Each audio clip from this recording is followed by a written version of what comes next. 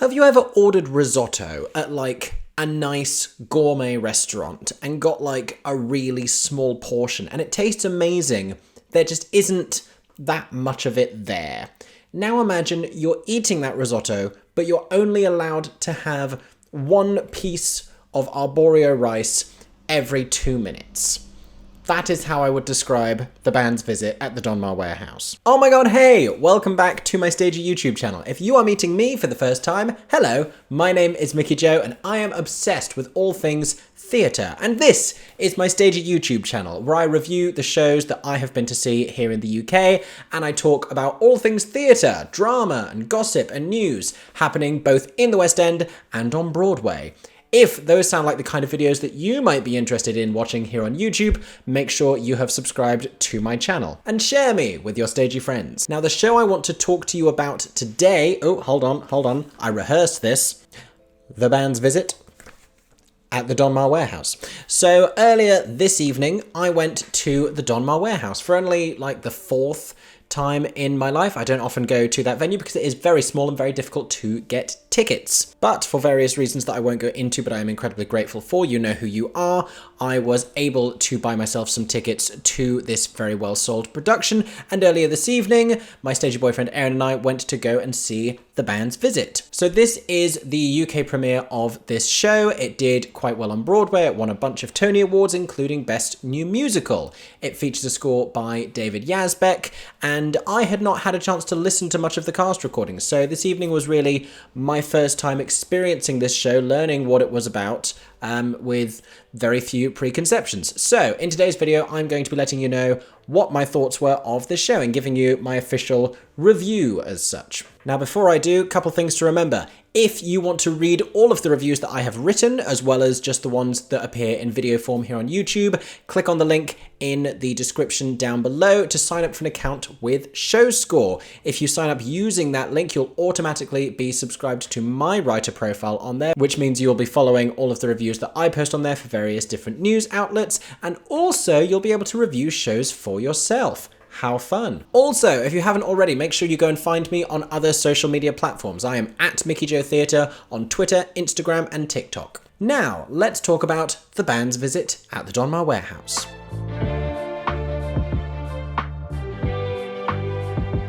So like I said, I knew very little about this production going in. I knew it had a score by David Yazbek. I knew that it originally had starred Katrina Lenk and Tony Shalhoub on Broadway. I had watched the Tony Awards performance of Katrina performing the song Omar Sharif. I thought it was very stirring, quite still, quite minimal. I got a very artsy vibe. So I thought I'd take a little bit of time at the beginning of this video to let you know what this show is about. Obviously, this is going to come with some spoilers.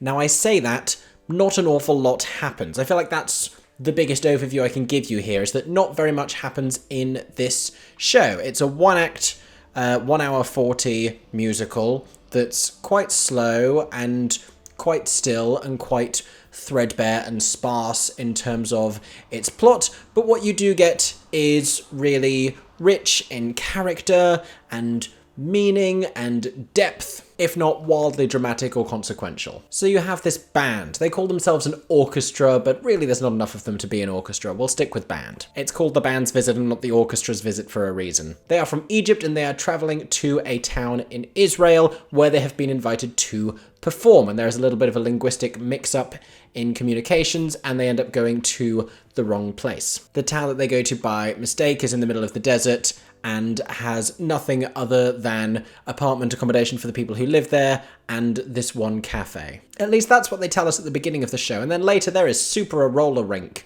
So, you know, if a town's got a roller rink, that's at least a little bit exciting. But in any case, it is not the place that they were planning to get to, but they meet Dina, local cafe owner, who takes them in, provides them with food and a place to stay for the night. So they all end up staying with different residents in the town and meeting different people, and you have this sort of mix of different cultures. It's very Come From Away-esque in the way that the arriving people allow the residents of the town to sort of expose and learn more about themselves, and everyone sort of grows a little bit from these interactions. But really not all that much happens. I would describe the whole thing as a beautiful painting, a scene with lots of people in it, and slowly over time, one at a time, each of these characters and each of these little vignettes reveals a little more of itself to you.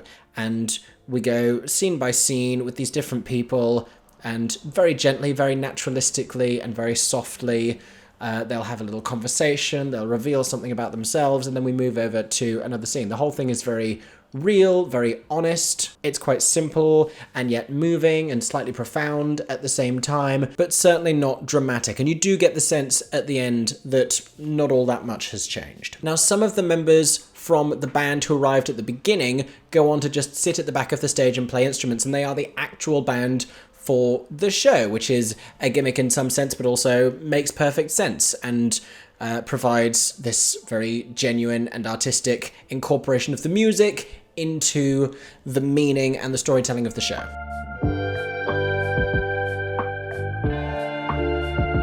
So I would give this production 4 stars, but it did momentarily teeter on the edge to me, just because, and I explained this a little bit at the beginning of the video, but it's like that delicious risotto where you can only bite one grain at a time. It's going to taste nice, but you never quite get enough of a mouthful to really enjoy it. Individually, every little characterization is beautiful. The detail work that they have been able to do on this show, I'm going to talk more about the acting performances, but just coupled with the direction here. Michael Longhurst, who is also the artistic director of the Donmar Warehouse and who is going to be directing Next to Normal there next year, be aware of that one. He has directed this production and has done a beautiful job. All of the individual characterizations, all of the staging is all beautiful and real and honest and heartfelt and raw and exposing. But because the material is so sparse, it is slow going, and I could see a lot of people leaving this show characterizing it as a little boring. I think there's a tremendous richness and an artistry in what they are doing, but it is an acquired taste, perhaps. There's a humour to a lot of it that I think actually plays better to a British audience than to an American audience. I'm totally piggybacking off of something very clever that Aaron said as we left the theatre, but they have this dry, sarcastic delivery that does feel a lot more like British humour than an American humour when they first reveal to the band that they have come to the wrong place, and they explain this wonderful, amazing, beloved cultural centre that they were meant to be going to, and they say, that's not where you are, you're in this dreadful place instead. There's also this ongoing battle for the one telephone in the town, that this one resident of the town is waiting for a call from his girlfriend, and he's been waiting there for a month, and one of the band members wants to use the telephone, and there's this whole unspoken sort of battle for dominance of the telephone. That's hilarious, and that to me is very British humour as well. Is it a question of the pacing being adjusted slightly? Is the whole thing slightly too long? I do think there are areas where it could be tightened slightly. Some of the scenes are perfectly paced and perfectly pitched, and I am in it and I am enjoying it, and everything develops at exactly the right speed. And then there are other moments where I just think we need something more to happen, or the scene needs to move on. If we're still in that moment, I either need it to escalate or for the stakes to be raised, or we just need to cut to something else, because we do stay in the same place for long, extended periods of time. And it's worth saying as well, 1 hour and 40 minutes, 100 uninterrupted minutes of theatre is quite long to sit without an interval. I don't want to get into a whole thing about like the dedication of audiences and the diligence and the resilience of audiences nowadays and what people used to be able to sit through. I just think 1 hour and 40 minutes realistically is a difficult thing to ask anyone to sit through uninterrupted. And there's a whole access conversation we could have around that as well.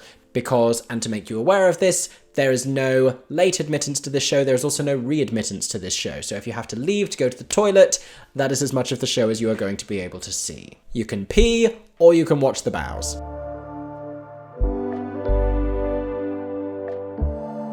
Now, the greatest triumph of this show is the music. I love a few David Yazbek scores, but I don't think there are any where the genre and the style and the location and the setting of the show really complements his particular writing style as well as the band's visit does. You know, there's a lot of humour in other things that he does, but there's some incredible lyrics in this show, some beautiful metaphor.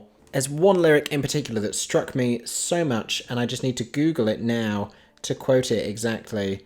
because I thought it was amazing. Okay, and the line is, "The algebra that moves your knees is written in her eyes." I love that. I enjoy that very much. Is that my bias as a maths teacher? I just like algebra being included in a lyric about a love song. I just think there's such a cleverness in that, and interpreting that word in that sense. I think it's a wonderful score. It's stirring, it's striking, it's characterful while still being very simple. It perfectly fits the tone of the show. People expose their characters and their truths through the musical style. You understand these people as much through the melodies that they are singing with as you do through their lyrics. And that's a very, very clever score that can articulate character using music just as much as using words. That's brilliant songwriting. I want to specifically shout out all of the members of this musical team that are credited, because I thought it was some of the best music that I have heard. So Nigel Lilly was the musical supervisor, Tarek Merchant was the musical director, Natalie Pound was the assistant musical director. Yay for you, Natalie Pound. Who else do we have? Jamshid Sharifi is credited for the orchestrations, Andrea Grody, additional arrangements, Atab Haddad, Arabic music consultant. Love that. And not forgetting, of course, Paul Gruthwies, sound designer, so that we could hear the whole thing beautifully, which we did. I also want to credit some of the cast and band members. I don't know if all of these were band members who were playing on stage, because there were some band members who were off stage, but Andy Findon was on woodwind, Ant Romero on percussion, Idlir Shaiti on cello, Nicky Davenport on double bass, and Luke Baxter on percussion. I'm sure there is challenge enough in being a musician on a London musical. I think to do that on stage while also playing a character, formidably impressive, very impressive. And I loved that the band got their own bows moment and they got to solo and have this great song at the end of the show. That was really fun.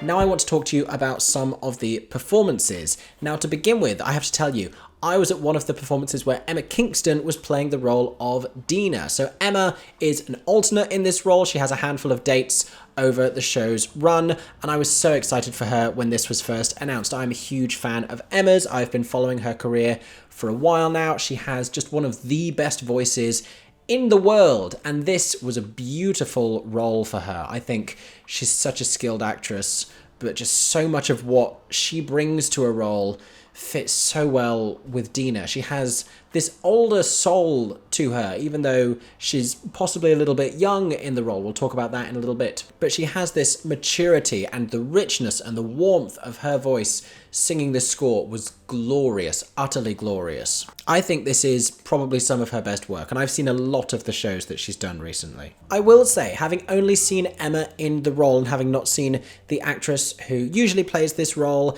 Emma did read a little young, and the main romantic plot of the show did feel a little, perhaps it wasn't hitting the way that it was supposed to, because she reads as though she could be his daughter, and that's really not the angle they're meant to be going for. She's meant to be someone who has lived a certain amount of her life already in Israel, and she reads as this younger woman who still has so much of her life ahead of her. So for her to be throwing herself at the Egyptian daddy that comes to town in an army uniform with his band perhaps reads a different way. It doesn't feel like it's coming from this place of desperation and lived experience. It feels more like she just has a thing for Egyptian guys and she really needs to get some. That was incredibly inarticulate of me, but that's how it comes across. That's the most honest way I could say that relationship gets interpreted. Because of the conviction with which they play it, you understand it on a more profound level, but taken at face value, you can also interpret it that way. Okay, I'm about to butcher this man's name, but Alan Moni Aboutboul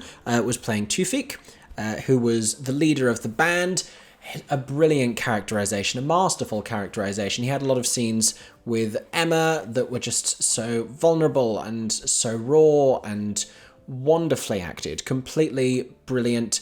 Such a layered depiction of this man with this history and this trauma and this past struggle that he was reluctant to share, just painted across his face in every break in his voice, in the difficulty with which he reached out to other characters in the show. It was wonderful. It was the glue that held everything together, and a brilliant, brilliant performance. Fantastic actor.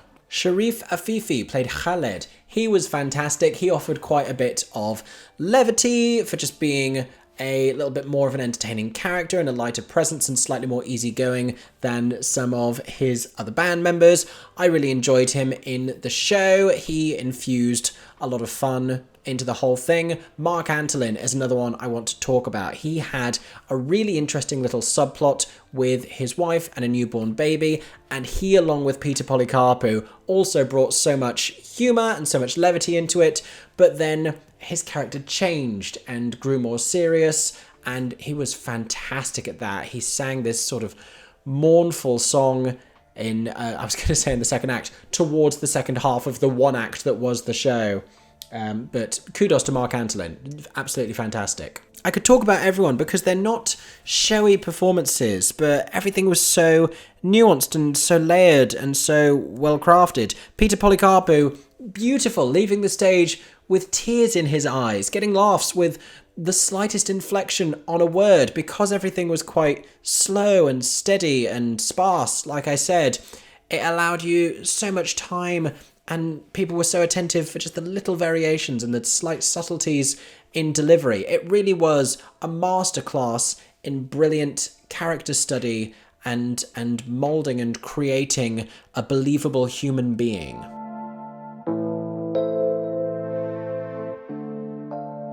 So I want to tell you about my favourite moment during this show. It put the biggest smile on my face, and it's not a song. It was, I mean, there was a song in it, but it was the entire scene. So Emma Kingston as Dina and Tufik, they sit on a bench together and they are looking out and imagining this park, and she asks him what it's like to conduct an orchestra. And we hear the band playing behind them, and then as he begins to conduct and gets her to mimic his hand movements, it becomes silent suddenly, and we see them silently conducting. She's watching him attentively and fondly, enraptured with what he's doing. His hand brushes hers slightly, and we as an audience are transfixed on every little subtlety of those movements, of the way that he does it with care and attention, and she's not quite able to mimic the same grace, but her face is fascinating to watch. Every detail of this scene and the song that follows, he reveals more about his life than he has up to that point in the show. He sings a little. The way that he sings is wonderful. The way that she then sings, it becomes a song that she gets as this internal monologue where she's looking at that moment and considering how she feels about it.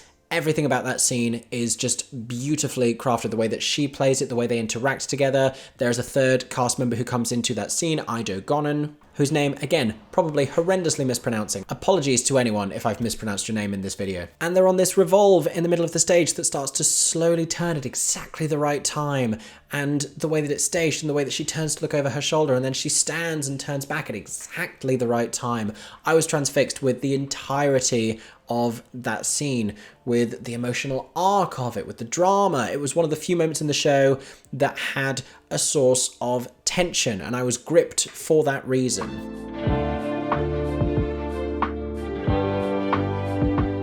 I do think if the show has a problem as such, I think first of all, we could hear some more music. I think more music would serve to make it a little more entertaining, a little more compelling, and I think that would be a little more crowd-pleasing to a lot of the audience, because the whole thing is a little dry. I also think there's just not a lot of tension, and there's not really stakes as such. They arrive, they're clearly in the wrong place, it's a little bit funny, they have these concerns, they're stuck, and they don't know how they're going to get to their concert tomorrow.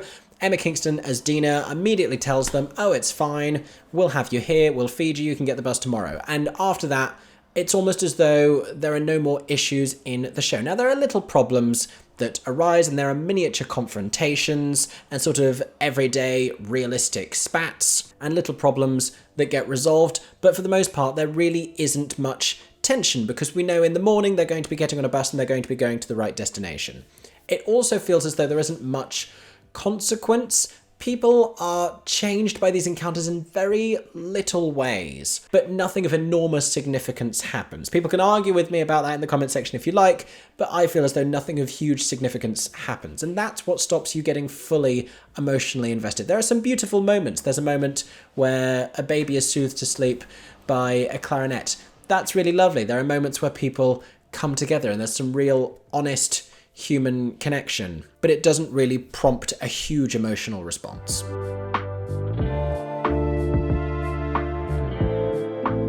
So who do I think would enjoy this production? I mean, this is a slightly irrelevant question because I hate to tell you, but it is very sold out for much of its run, for the duration of its run, I believe now, at the Donmar Warehouse, which is something that happens often with this venue. So bear that in mind with future shows at the Donmar Warehouse. If this does go on to transfer anywhere, not that I've really heard much beyond idle speculation, but if it did, let me tell you who I think would enjoy this production. I think anyone with a strong cultural link to Egypt or Israel or Judaism would certainly find this quite profound as a story.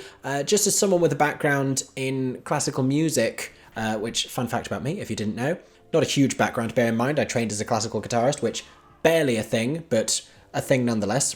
I think there's a lot for those people to enjoy about this production. If you like the film that it is based on, if you like those sort of slower paced art house films, silent films, international foreign language films, perhaps something for you to enjoy about this. Now, if you've seen the band's visit already at the Donmar Warehouse, I'm so curious to hear what you thought about it. So A, let us know what you thought about it in the description down below, and then B, click on the link, sign up for an account with ShowScore, and drop a review of it over there if you feel like it as well. I am so curious as to what other people think about this show.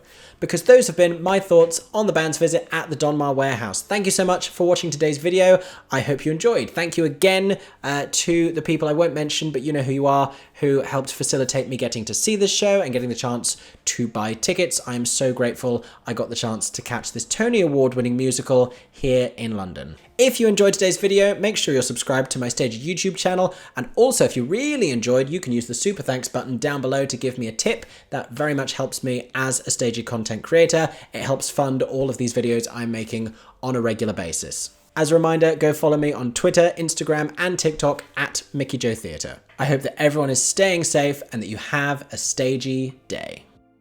For 10 more seconds, I'm Mickey Jo Theatre. Oh my god, hey, thanks for watching, have a stagey day. Subscribe!